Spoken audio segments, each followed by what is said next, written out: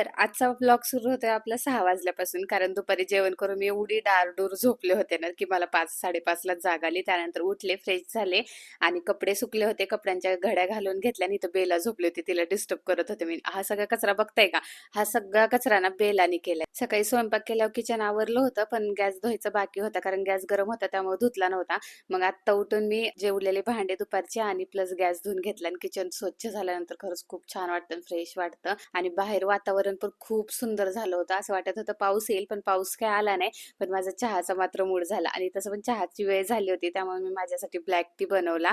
आजकाल दुधाचा चहा थोडासा स्किप करतेय मी, कारण दूध आणायला जायला मला खूप कंटाळा येतोय. त्यामुळे मी काळा चहा पिते. चहा घेतला आणि त्यानंतर थोडा वेळ बसले होते फोनमध्ये बघत रील्स वगैरे आणि त्यानंतर ना जेवण बनवायचं वेळ झाली.